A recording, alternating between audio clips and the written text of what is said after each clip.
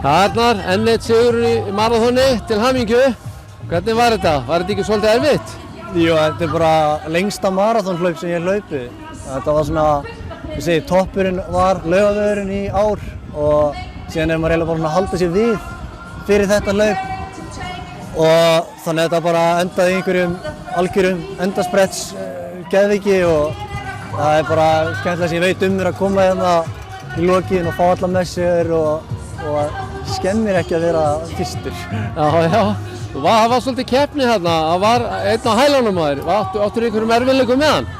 Já, svona, ég hafði ekkert eitthvað svakalega miklar áhyggjur á honum. Þú veist, hann á 2:26 í maraþoni.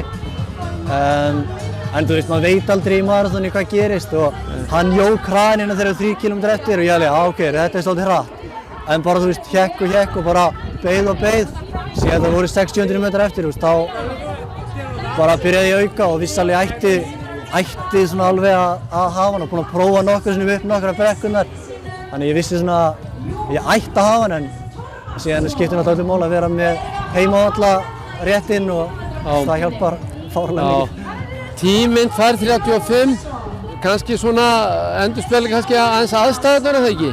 Jú, bara á hlaupið, þú veist, eins og ég segi, stundum fer maður hlaup til að hafa gaman, stundum hann á tíma og þú veist, í dag snýst þetta bara það að vinna, basically. Þannig að þetta var bara keppni og ég elska svona keppnir, að vera bara að meta hvern annan, sjá hvernig staðan er og já, þannig að þetta gekk upp eiginlega bara svona, hvað það var, það gekk fullkomlega upp, sko. Frábært, takk fyrir þetta, til hamingju aftur. Takk.